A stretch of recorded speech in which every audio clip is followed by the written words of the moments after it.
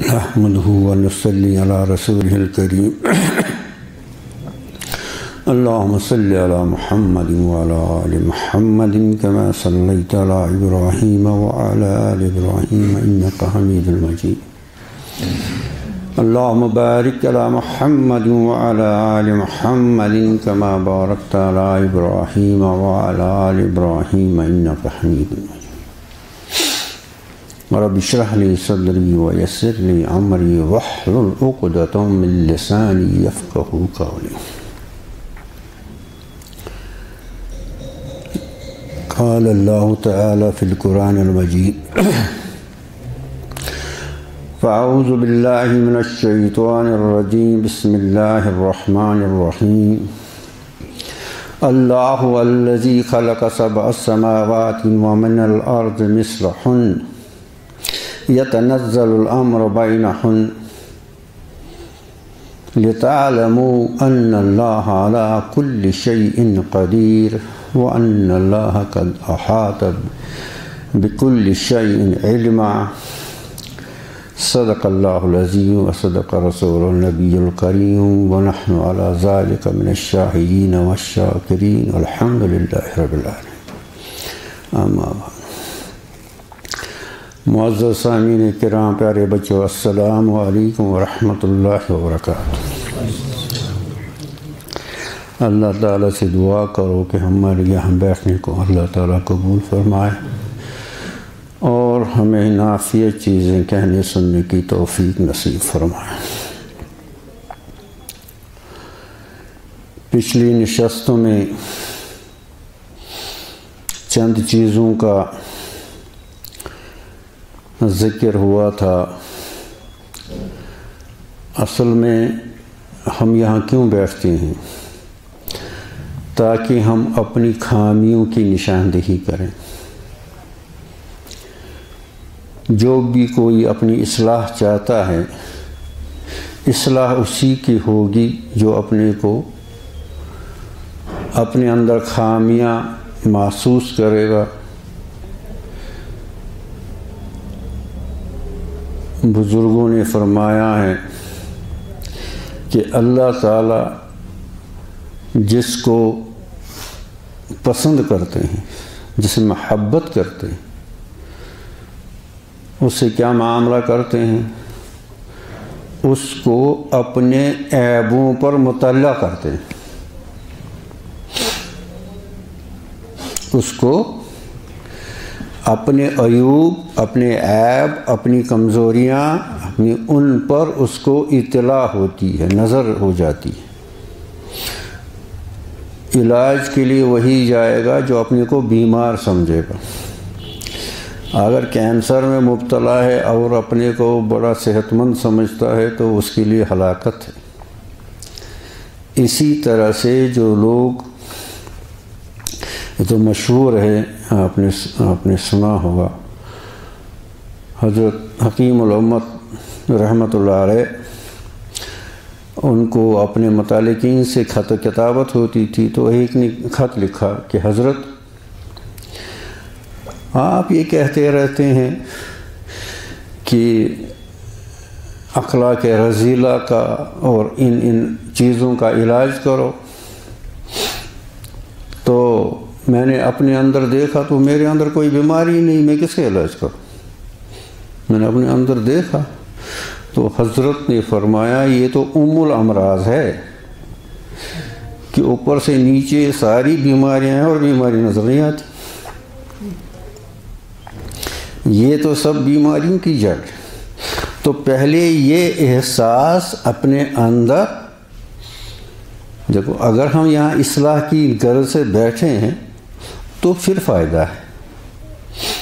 اگر خالی معلومات حاصل کرنے کی، یہ نشست معلومات کے لیے علمی بیان نہیں ہوتا، اس کے لیے کتابیں بھی بہت پڑھی ہیں اور آپ کے یوٹیوب پر بہت چیزیں ہیں۔ ہم ٹوٹی پھوٹی چیزیں کہ ہمارے اندر کیا خامیاں ہیں، اس کی اصلاح ہم کیسے کریں۔ تو ایک جس کی ہم نے پچھلی نشستوں میں نشاندہی کی کہ ہم غافل ہیں، ہمیں غفلت ہے کہ اللہ تعالیٰ نے فرمایا اقترب للناس حسابہم فہم فی غفلۃ معرضون، کہ حساب کا وقت آ گیا اور یہ لوگ ابھی غفلت میں۔ اور دوسری چیز جس کا جو عرض کیا گیا، جس کو سمجھنے کی بہت ضرورت ہے کہ ہماری زندگی بہت مختصر ہے، ہماری زندگی بہت مختصر، ایک ایک لمحہ کتنا قیمتی ہے آپ اس کا اندازہ نہیں۔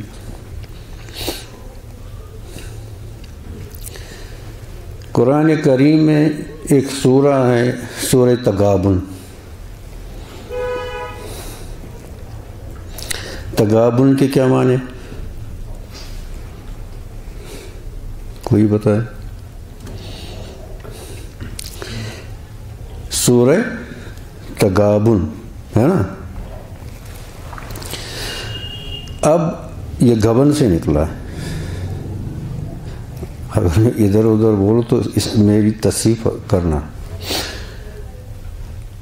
جنتیوں کو تو کوئی پریشانی نہیں ہوگی، جنت میں گئے تو سب مل گیا، لیکن ایک حسرت ہوگی،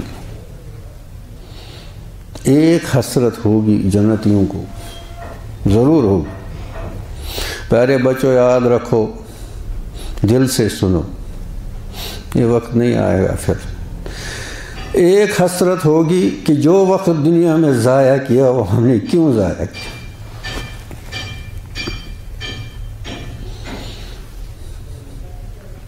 اس کی حسرت جنتیوں کو بھی ہوگی، جنتیوں کو بھی ہوگی اس کی حسرت، کہ جو زندگی میں وقت ضائع، کیونکہ جو انہوں نے نیکیاں کی ان کا پھل دیکھا اور ایسا پھل کی جنت مل گئی، اتنی نعمتیں مل گئیں۔ اب پھر وہ سوچنے پڑیں گے کہ اگر وہ وقت بھی ہم نے استعمال کیا ہوتا تو پھر یہاں ہمیں کیا ملتا۔ یہ حسرت ان کو بھی رہے گی، جہنمی تو پریشان ہوں گے ہی، جنتی بھی حسرت کریں گے کہ یہ لمحات، جو حضرت حکیم الامت کا مشہور سنہری حروف سے لکھنے والا وہ جملہ ہے، وہ لمحات زندگی کس کام کے جو کسی کے کام نہ، وہ لمحات زندگی کس کام کے۔ یہ زندگی امانت ہے اللہ کی، یہ جوانی، یہ آج میں ہاتھ اٹھا سکتا ہوں، کل اس کے میں وہ طاقت نہیں ہوگی، سڑ جائے گا قبر۔ یہ ہاتھ اٹھاتا ہوں، اس میں طاقت اللہ نے دی ہے، تو اب اس کو کس طرح استعمال کرتا ہے؟ کیا اس کو نعمت سمجھتا ہے یا نہیں سمجھتا ہے؟ قرآن کریم نے بار بار کہا فَبِأَيِّ آلَاءِ رَبِّكُمَا تُكَذِّبُونَ۔ اب بتاؤ کن کن نعمتوں کو جٹلا ہو گیا، کتنی نعمتوں کو جٹلا ہو گیا۔ تو یہ جو زندگی ہے، اب اس میں یہ بیچ میں بات آ گئی، میرے موضوع سے شاید ہٹ کر ہے، لیکن اس میں وہ کیا بولتے ہیں، جملہ معترضہ کے طور پر اپنے ایک عزیز میرے پاس آئے آج ہی دن میں، کہا کہ میں فلسفی پڑھنا چاہتا ہوں۔ بہت اچھا، فلسفی بہت بڑا سبجیکٹ ہے، زبردست۔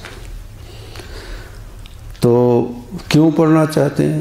کیونکہ مغرب سے فلسفیوں کی یلغار آ رہی ہے، وہ نئے نئے فتنے شروع کرتے ہیں، نوجوانوں کو، پڑھے لکھے بچوں کو ورگلاتے ہیں، وہاں سے نئے نئے، پہلے کچھ تھا، پھر ماڈرنزم آ گیا، پھر پوسٹ ماڈرنزم آ گیا، اب پوسٹ ماڈرنزم کا بھی جنازہ نکالا، اب کچھ اور آ گیا۔ جو پہلے فلسفیوں نے، جو رومی گریک فلاسفر سے، تو پھر یہ جو بعد میں فلاسفر آئے اس نے، انہوں نے اس کو یہ بولتے ہیں اس کو ڈی کنسٹرکٹ کرنا۔ تحلیل کرنا، اس پر ایسی تنقید کی کہ اس کو غلط ثابت کیا. پھر کہا جی یہ ہو گیا ماڈرنزم. پھر ان کے بعد لوگ آئے تو انہوں نے اس ماڈرنزم کو ڈیکنسٹرکٹ کیا، تو انہوں نے اس کو بھی ردی ٹوکرے میں. اب پوسٹ ماڈرنزم، اب اس کے بعد. اور فلاسفی کی ڈیفینیشن میں ہی یہ ہے کہ اگر اس کو فالسفائی نہ کیا جائے، اس کی تکذیب نہ کی جائے، اس کی تنقید نہ کی جائے، یہ فلسفہ ہے ہی نہیں. یہ اس کی ڈیفینیشن میں شامل ہے. آپ دیکھو، ٹھیک ہے. اب یہ بھی ایک وقت کی ضرورت کبھی ہو سکتی ہے، لیکن مسئلہ الاہم فالاہم کا ہے. مسئلہ کس کا ہے؟ ایک کہ ہماری غفلت جاتی نہیں، یہ غفلت کیسے جائے گی، اور یہ زندگی اس کو ہم کیسے بہتر سے بہتر طریقے سے اس کا استعمال، اس کو یوٹیلائز کر پائیں. ٹھیک. اب اس کے لیے کیا ہے؟ ان چیزوں کے لیے ایمان شرط ہے. کیا ہے؟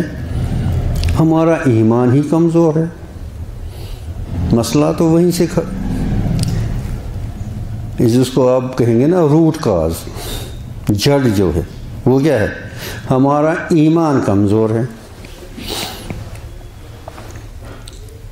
ایمان سب سے پہلے کس پر لانا ہے؟ ایمان سب سے پہلے کس پر لانا ہے؟ ایمان اللہ کو. ٹھیک ہے. ایمان کہتے ہیں ماننے کو، اور جو جس کو جانتا ہے وہی اس کو مانتا ہے. جب جانا ہی نہیں ایمان کا. پچھلے نشست میں ہم نے عرض کیا کہ علم کی ڈیفینیشن کیا ہے، تعریف کیا ہے. کہا کہ خشیت ہے. اس کا پریکٹیکل جو اس کا ماحصل ہے علم کا، جو اس سے حاصل ہونے والی چیز ہے وہ خشیت ہے. اگر خشیت ہی نہیں آئی تو اس کے پاس علم نہیں ہے.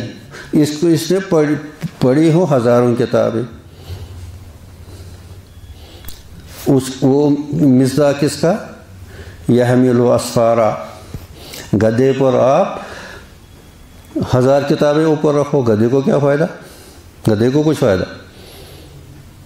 ہاں اگر اس سے خشیت آئی، یہ تو اللہ تعالیٰ فرماتے ہیں انما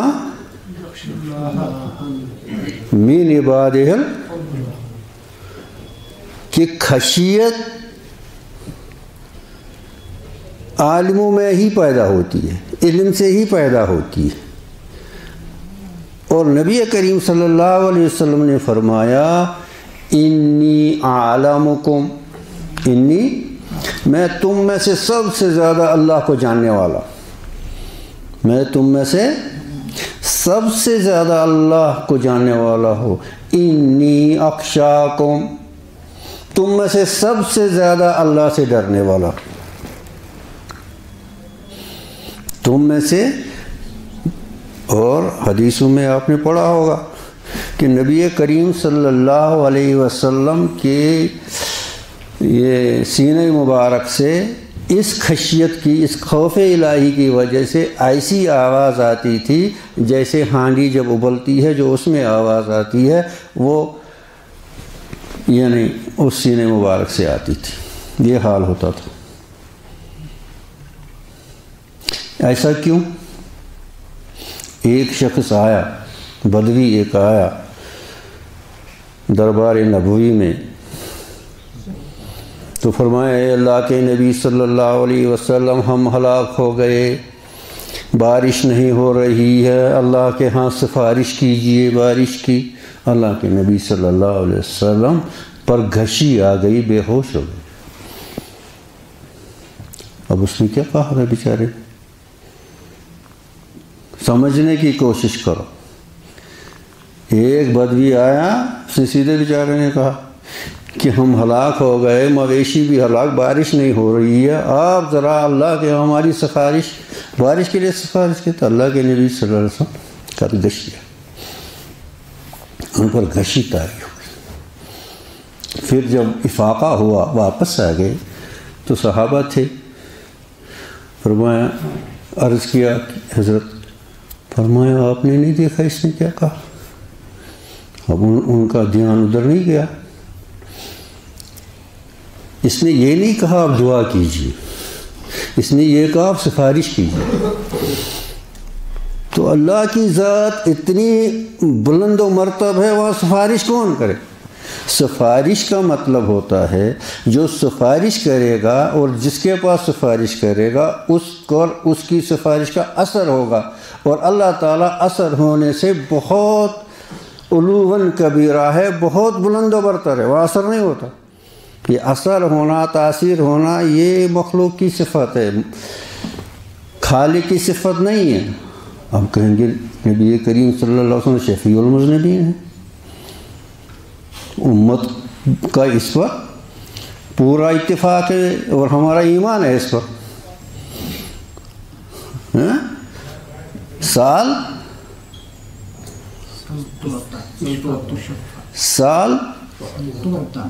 توتا اشفا تشفا، قیامت میں اللہ کے نبی صلی اللہ علیہ وسلم سے کہا جائے گا آپ مانگیے آپ کو دیا جائے گا، سال توتا اشفا تشفا، آپ سفارش کیجیے آپ کی سفارش قبول کی جائے گی۔ اب یہ کیا ہوا یہاں پر؟ یہاں تو یہ وعدہ ہے وہ جو سفارش ہوگی وہ بِإِذْنِ اللہ ہوگی، وہ جو سفارش ہوگی وہ بِإِذْنِ اللہ ہوگی، اللہ کے اذن سے ہوگی، وہ اللہ کے اذن سے ہوگی۔ تو اللہ کی ذات اتنی بلند و برتر ہے، تو ایمان کس پر لانا ہے؟ جی اللہ کو۔ تو اللہ کو کیسے پہچانیں گے؟ اللہ کو جانیں گے کیسے؟ ذرا یہ بتا۔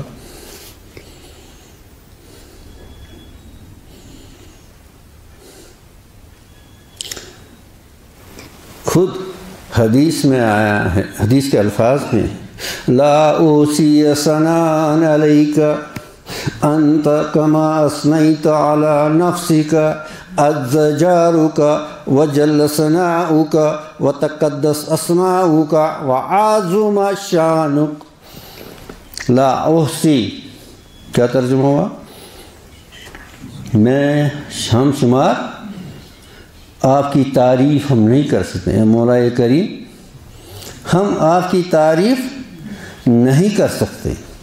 لا اوصی ثناء علیک انت کما اثنیت علی نفسک، آپ ویسے ہی ہیں جیسے آپ نے اپنی تعریف خود کی ہے، ہم آپ کے تعریف شمار نہیں کر سکتے۔ خوب سمجھنے کی کوشش کرو، اس کو آگے پھر ملانا ہے، پھر کچھ نتیجہ نکلے گا۔ ہمارے غفلت ہے، ہمیں زندگی کی قدر نہیں ہے، اور اس کی وجہ ایمان کی کمزوری ہے۔ ایمان میں پہلی چیز اللہ پر ایمان لانا ہے، اور اللہ کو ہم جانیں گے کیسے؟ اللہ کو جانیں گے کیسے؟ تو یہاں کیا فرمایا، اور ہم اس کا اقرار کرتے ہیں کہ ہمارے اندر یہ طاقت ہی نہیں ہے۔ لا اوصی ثناء علیک، ہم شمار نہیں کر سکتے، آپ کی تعریف نہیں کر سکتے۔ انت کما اثنیت علی نفسک، آپ ویسے ہیں جیسے آپ نے اپنی تعریف خود کی ہے۔ آپ نے اپنی تعریف، پھر آگے الزجارو کا وجر، اس کو اب چھوڑو۔ آپ نے اپنی تعریف، تو آپ کیا معلوم ہوا؟ کیا معلوم ہوا؟ اللہ کو اگر پہچاننا ہے تو یہ دیکھنا ہے کہ اللہ نے اپنا تعارف کیسے کرایا، اللہ نے اپنا تعارف کیسے کرایا۔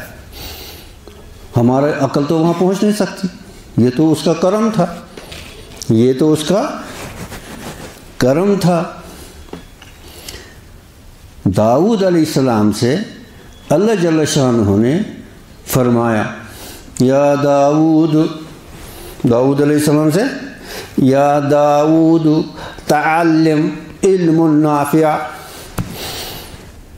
اے داؤد وہ علم حاصل کر جو نفع والا ہے، یا داؤد تعلم علم نافع، وقال داؤد ما علم نافع یا اللہ، یا اللہ یہ علم نافع ہے کیا؟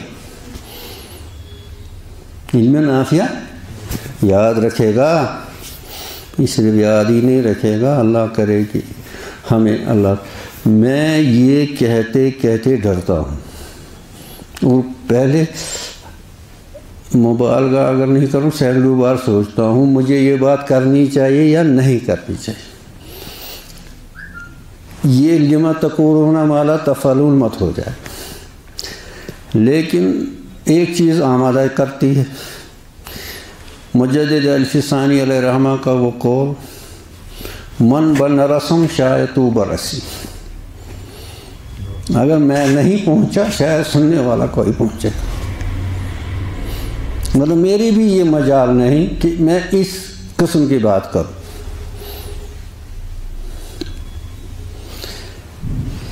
تو داؤد علیہ السلام نے کیا عرض کیا؟ یا اللہ ما علم نافع، علم نافع کیا ہے؟ تو کیا فرمایا؟ ان تعرف، اگر تم جان لے کمال قدرتی و جلالی و عظمتی و قدرتی علی کل شیء ھذا یقربک الی،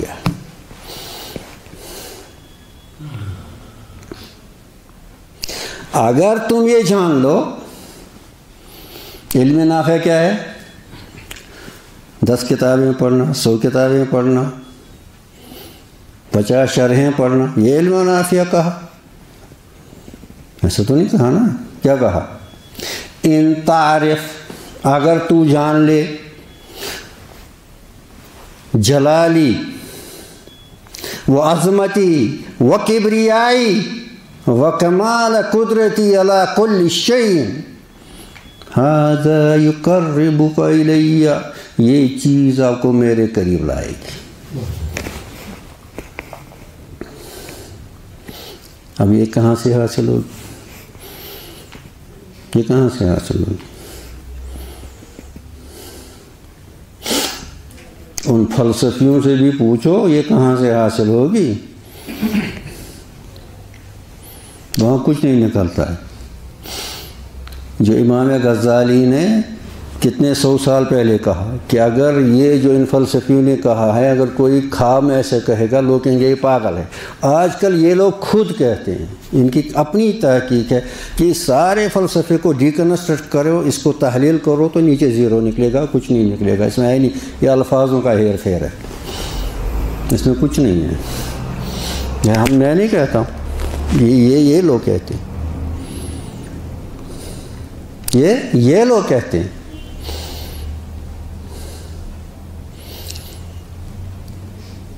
یا داؤد تعلم علم نافع، اے داؤد علم نافع سیکھ، اے داؤد۔ قال ما العلم نافع، علم نافع کیا چیز ہے؟ قال اللہ ان تعرف، اگر تو جان لے۔ یہ تعریف کس سے نکلا؟ عرفان اسی سے نکلا، معرفت اسی سے نکلی، تعریف۔ تعلم اور تعریف میں فرق وہ بعد میں پڑھ لینا۔ تعلم کا مادہ فیصل کیا ہے؟ علم، اور تعریف کا عرفہ یعرف و عرفان، دو میں کچھ فرق ہے، وہ آپ جانو، ہوم ورک ہے۔ تو عرفان معرفت الہیہ کس چیز کی؟ ان تعرف جلالی و کبریائی و عظمتی، اللہ کی عظمت، ملأ الاقوان بعظمتہ، پورا کائنات۔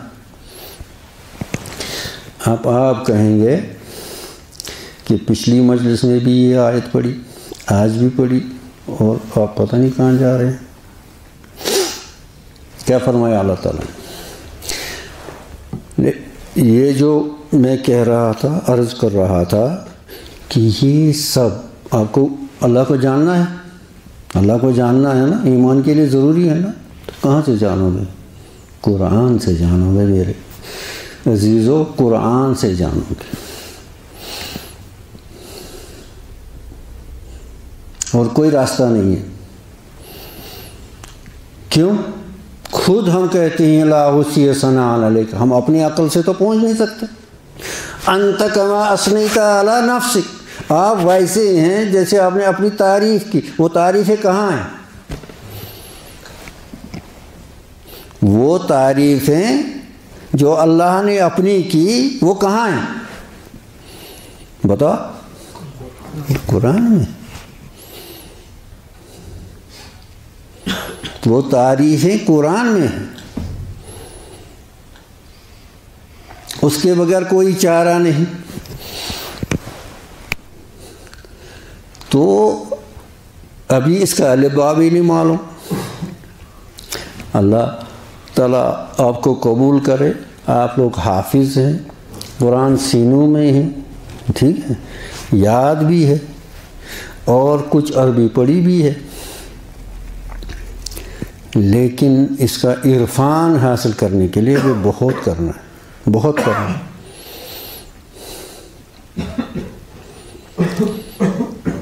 تو اب وہ میں انشاءاللہ وہ موضوع الگ سے اللہ نے چاہا اس موضوع کی طرف، لیکن یہاں ایک اس کو ریلیٹڈ، اس سے متعلق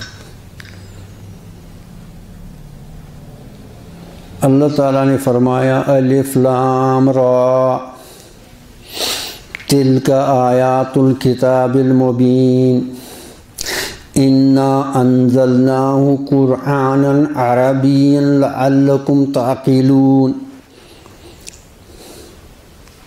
وہ وہیں رہا، پہلے اس آیت پر پہلے آتے ہیں۔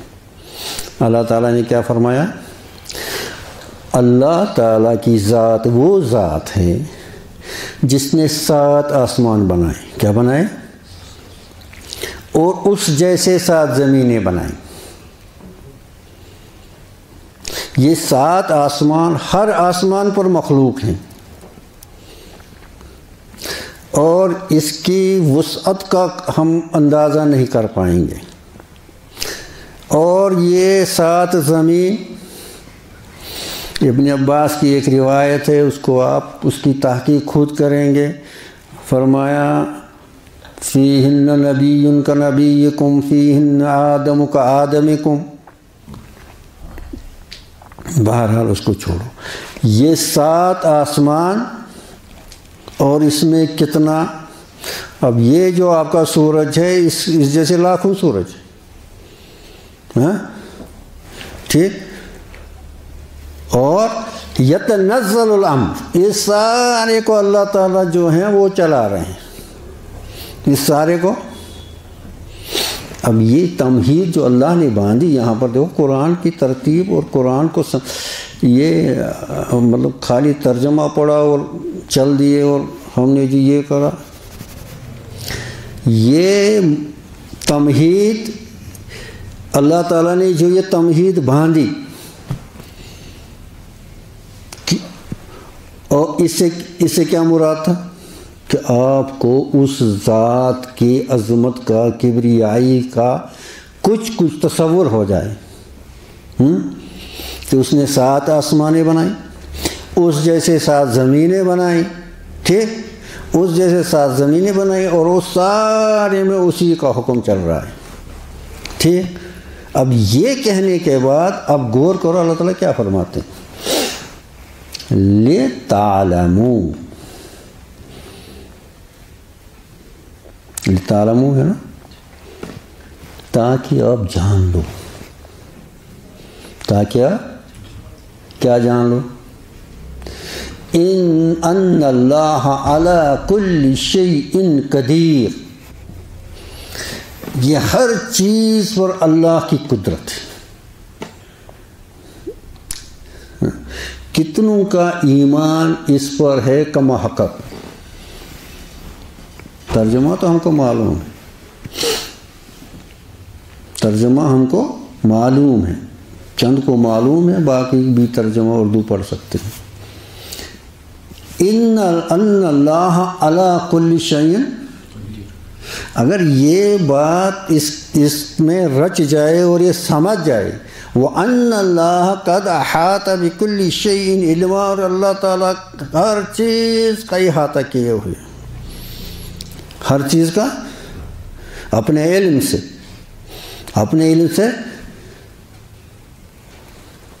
تو اس کا کیا حال ہو جائے گا؟ کیا حال ہو جائے گا؟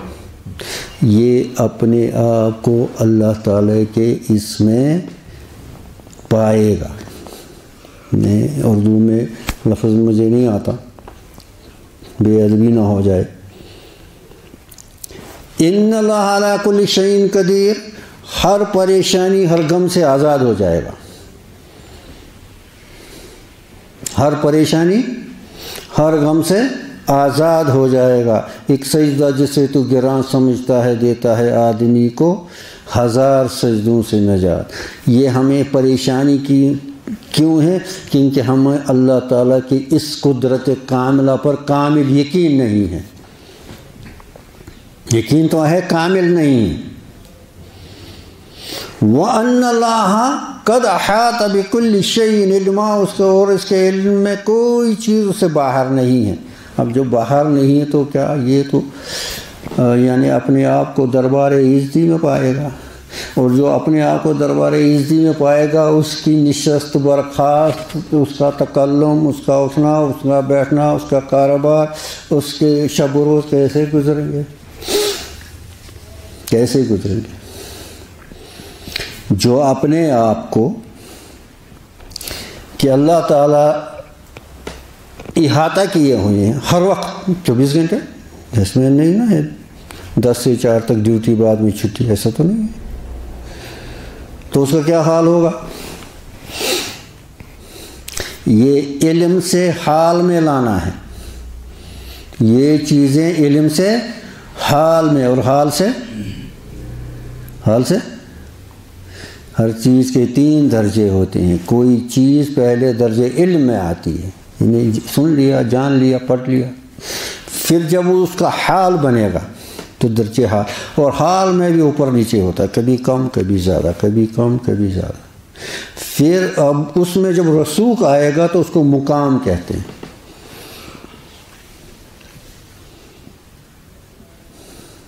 سمجھے نہیں؟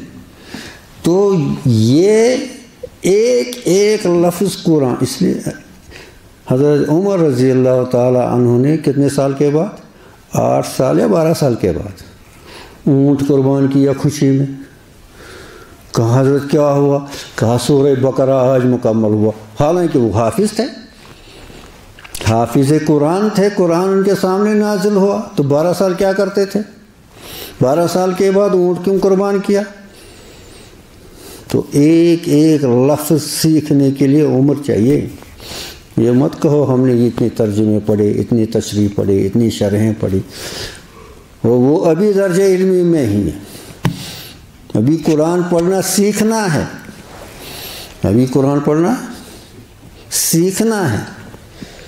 سبح اسم ربک العظیم، یہ کیا ہے؟ سبح کون سا صیغہ ہے؟ امر ہے نا، حکم ہے نا، امر کا صیغہ ہے۔ تسبیح بیان کرو اپنے رب کی، اس کے نام کی، کیسے رب کی؟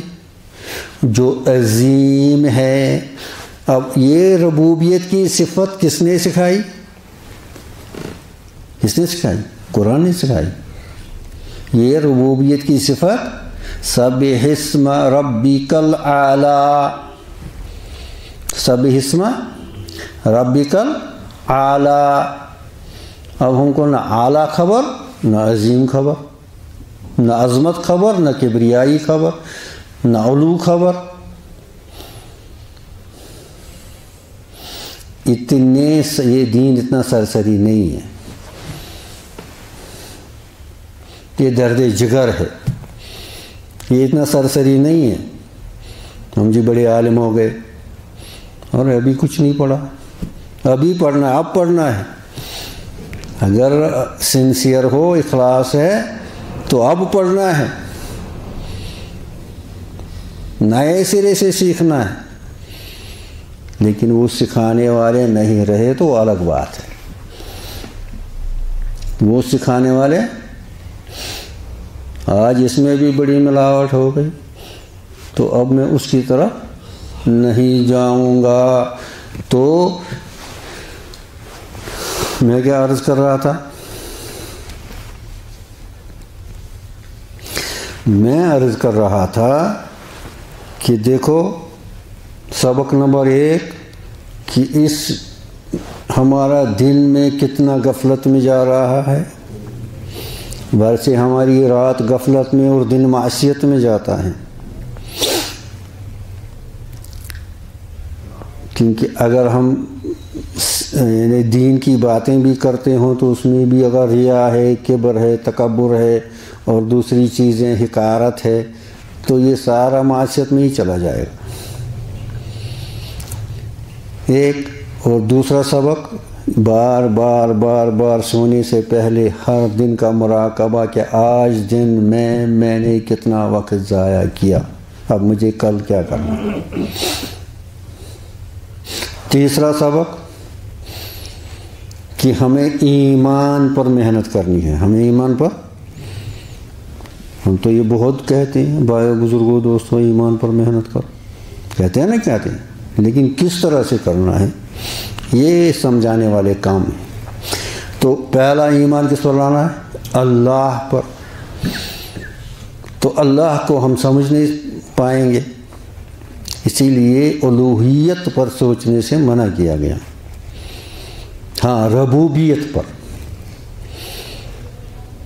ان صفات پر جو ربوبیت کی ہیں، اور جو اگر رب کو پہچانے گا تو اللہ سے محبت کرے گا، گناہوں سے اللہ کے ڈر سے نہیں بچے گا، اللہ کی محبت سے بچے گا۔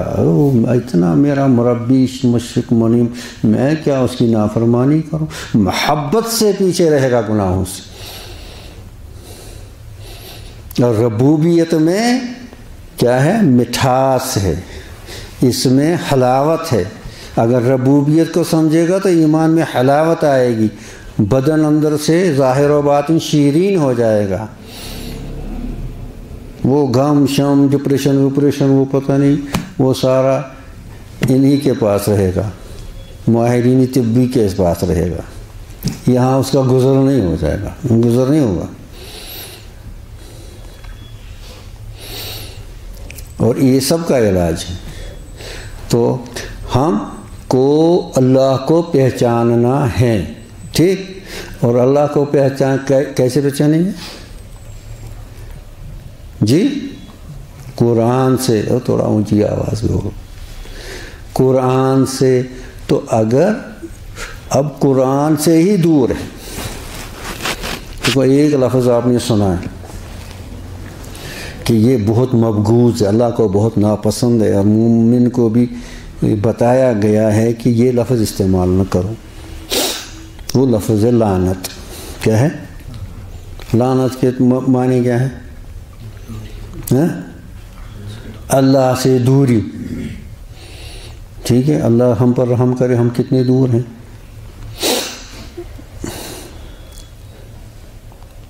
یہ تنبیہن میں ایسا مطلب یہ انشاءاللہ ہم سب مومن ہیں، لیکن تنبیہ کے لیے یہ لفظ بھی کبھی سوچا کرو کیا ہم اللہ سے دور ہیں؟ ہم اللہ سے دور ہیں، کتنے دور ہیں؟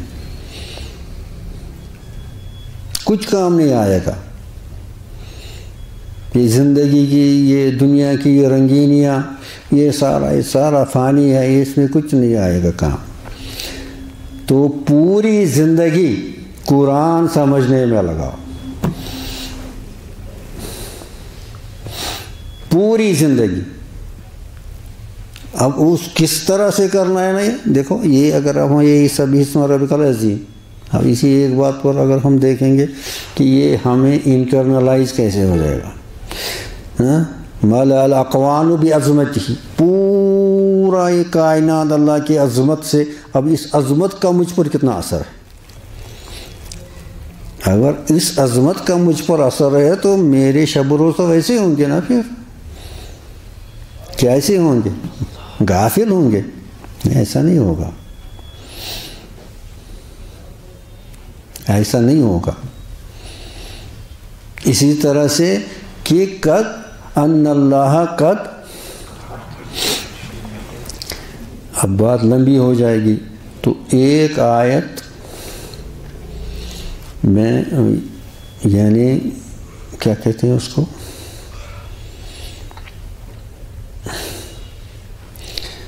یعنی تمہید کہیں گے یا اگلے نشستوں کا گیس پیپر.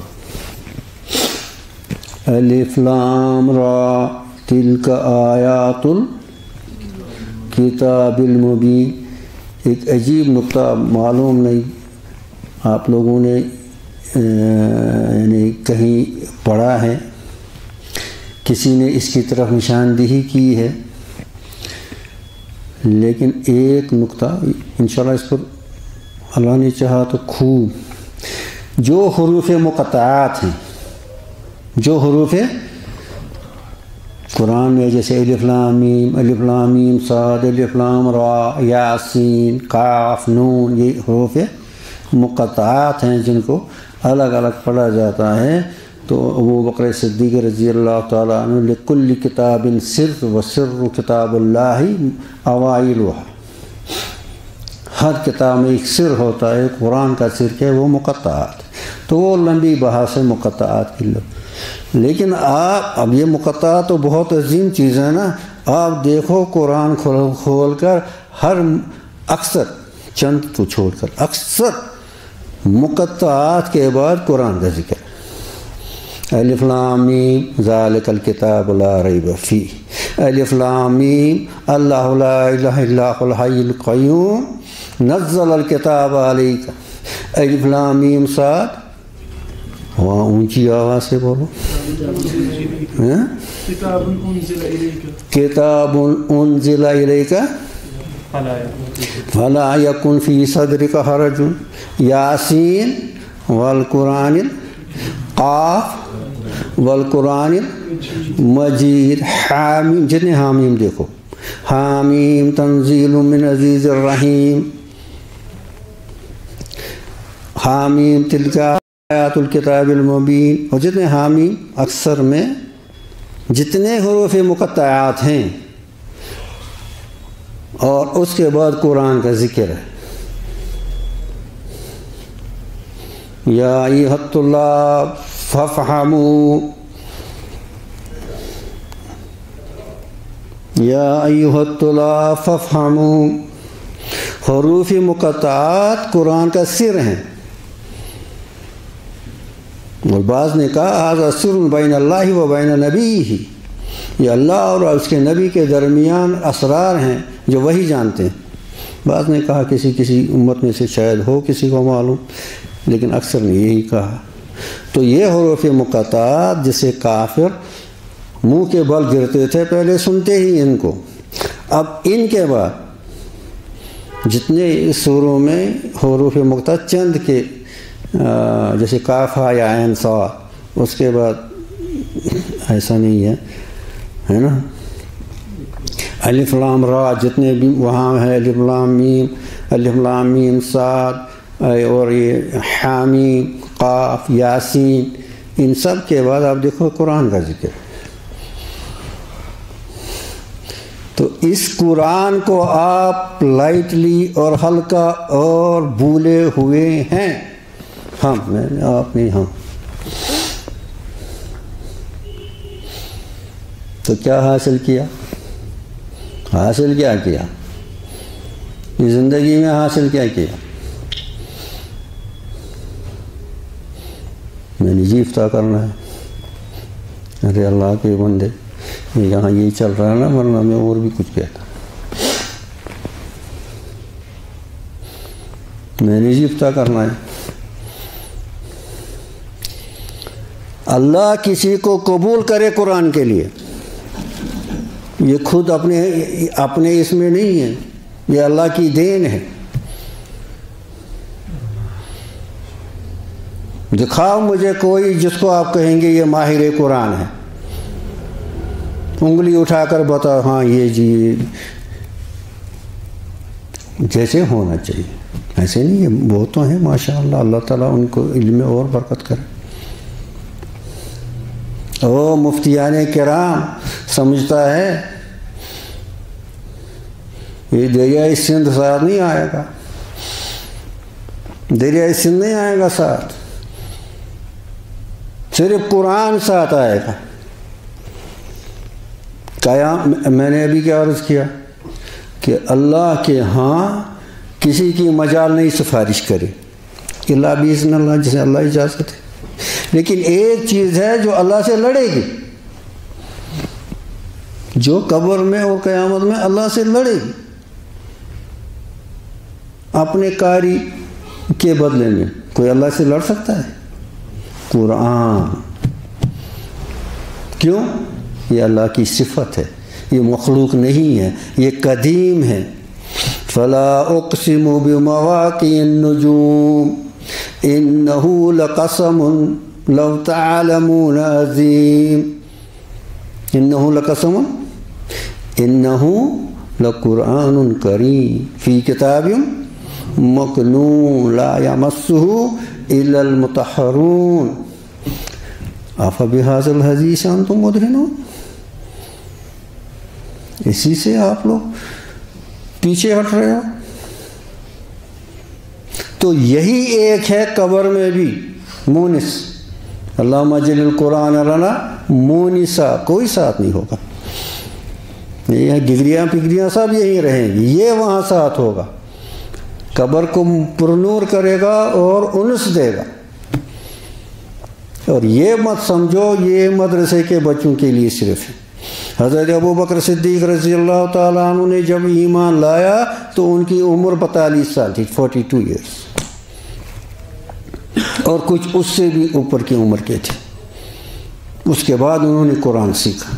تو یہ شیطان کے کہ ہم نہیں سیکھ سکتے، یہ مدرسے کے بچوں کو ہے، ہمیں کیا ہے، مولوی تو یہ ہیں، ہم تھوڑے ہیں۔ لیکن یہ قرآن ہر ایک کے لیے اترا ہے، ہر ایک کی پہلی ذمہ داری ہے اللہ کو پہچانے، اور اللہ کو پہچاننے کا اعلیٰ یعنی ذریعہ قرآن ہے۔ ہاں قرآن کے ساتھ تو استاد بھی ہونا چاہیے نا، کتاب اللہ کے ساتھ تو رجال اللہ بھی ضروری ہے، وہ الگ چیز ہے۔ اللہ تعالیٰ کہنے سننے زیادہ عمل کرنے کی، تو اگر اس میں کچھ خطائیں ہوں اللہ تعالیٰ معاف کرے، اور اللہ تعالیٰ ہمیں توفیق دے، ہمت دے کہ ہمیں اپنی معرفت نصیب کرے عافیت کے ساتھ۔ وآخر دعوانا ان الحمد للہ رب العالمین۔ السلام علیکم۔